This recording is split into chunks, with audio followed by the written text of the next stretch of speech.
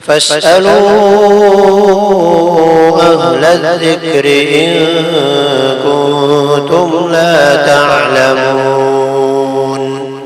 السلام علیکم ورحمۃ اللہ وبرکاتہ۔ محترم سامعین اور ناظرین، آج بہت ہی اہم مسئلے کی طرف آپ کی توجہ دلانا مقصود ہے، کیونکہ اکثر لوگ یہ مسئلہ نہیں جانتے، جن کی وجہ سے ان کی نماز خراب ہوتی ہے، نماز ان کی ادا نہیں ہوتی، اور وہ یہ سمجھتے ہیں کہ ہماری نماز ادا ہو گئی۔ مسئلہ یہ ہے کہ مسبوق اس آدمی کو کہتے ہیں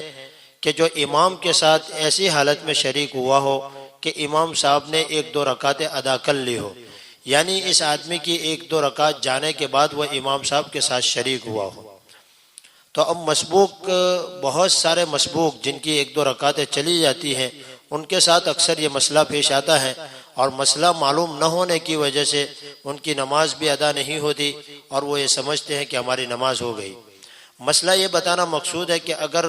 کوئی مسبوق آدمی ہے جس کی امام صاحب کے ساتھ 1-2 رکعتیں چلی گئی ہے، تو اب اس صورت کے اندر اگر امام صاحب کے اوپر سجدہ سہو لازم ہو جاتا ہے، مثال کے طور پر امام صاحب ظہر کی نماز ادا کر رہے ہیں اور 4تھی رکعت میں قعدے کے بعد وہ کھڑے ہو گئے، مقتدیوں نے ان کو متنبہ کیا، اور متنبہ کرنے کی وجہ سے وہ واپس قعدے کے اندر لوٹ آئے، تو اب امام صاحب کے اوپر سجدہ سہو لازم ہو گیا۔ تو اب جب سجدہ سہو امام صاحب کے اوپر لازم ہو گیا، تو اب اس کی وجہ سے امام صاحب سجدہ سہو کے لیے جو سلام پھیریں گے، تو اس کے اندر جو مسبوق آدمی ہے، یعنی جس کی 1-2 رکعتیں نکل گئی ہیں، چلی گئی ہیں، چھوٹ گئی ہیں، تو اب وہ کیا کرے گا؟ تو مسئلہ یہ ہے کہ اگر امام صاحب سجدہ سہو کے لیے سلام پھیریں گے، تو یہ مسبوق جس کی 1-2 رکعتیں نکل گئی ہیں، نکل چکی ہیں، وہ امام صاحب کے ساتھ سجدہ سہو تو کرے گا، لیکن امام صاحب کے ساتھ سلام کے اندر ان کی اتباع نہیں کرے گا۔ یعنی جو سجدہ سہو کے لیے امام صاحب سلام پھیریں گے، اس سلام کے اندر وہ امام صاحب کی اتباع نہیں کرے گا، وہ سلام پھیرے بغیر امام صاحب کے ساتھ سجدہ سہو کرے گا۔ اگر کسی نے یہ جانتے ہوئے کہ میری 1-2 رکعت ابھی مجھے ادا کرنا باقی ہے، اس کے باوجود اگر اس نے امام صاحب کے سجدہ سہو والی سلام کے ساتھ سلام پھیر دیا، تو اب اس کی یہ نماز باطل اور فاسد ہو جائے گی، اگرچہ اس کو یہ مسئلہ معلوم نہ ہو کہ میرے اس سلام کے ساتھ سلام پھیرنے کی وجہ سے میری نماز فاسد یا باطل ہو جائے گی، تب بھی یہ جان بوجھ کر ہی گنا جائے گا، یہ سلام پھرنا اس کا جان بوجھ کر ہی کہا جائے گا، اور اس کی وجہ سے اس کی نماز فاسد ہو جائے گی۔ لیکن اگر کسی آدمی کو یہ بات معلوم نہیں ہے کہ میری 1-2 رکعتیں یا چند رکعتیں مجھے ادا کرنا باقی ہے، یا اس کو یاد ہی نہیں رہا، وہ بھول گیا، تو اب سہون اور بھول سے اگر اس نے امام صاحب کی سجدہ سہو والی سلام کے ساتھ اس نے سلام پھیر دی، تو اس صورت کے اندر اس کی 3 صورتیں ہیں۔ سب سے پہلی صورت یہ ہے کہ اگر اس نے امام صاحب کے السلام علیکم ورحمۃ اللہ کہنے کے بعد اس نے سلام پھیری ہے، اور اس نے الفاظ کہتے ہوئے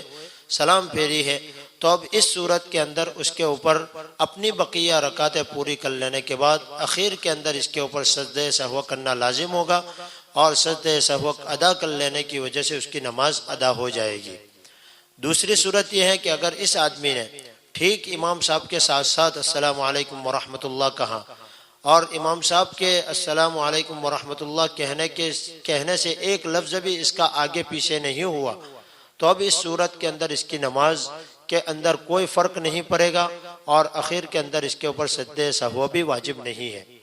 تیسری صورت یہ ہے کہ اگر اس آدمی نے امام صاحب کے سلام پھیرنے سے پہلے ہی سلام پھیر دیا، اگرچہ ایسی صورت بہت ہی کم پیش آتی ہے، بلکہ کبھی بھی پیش نہیں آتی، آج تک کسی کا سننے میں نہیں آتا، اور نہ ایسا کوئی پوچھتے ہیں کہ امام صاحب سے پہلے اس نے سلام پھیر دیا ہو۔ لیکن اگر کسی سے غلطی سے ایسا ہو گیا، مستقبل میں اگر کوئی ایسا مسئلہ پیش آ گیا کہ کسی نے امام صاحب سے پہلے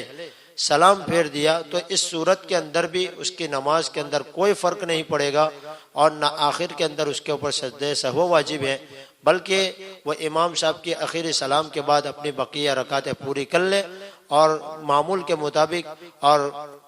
اس کے مطابق اپنی نماز پوری کرتے ہوئے اپنی نماز ادا کر لے۔ لیکن اگر میں نے شروع میں بتایا،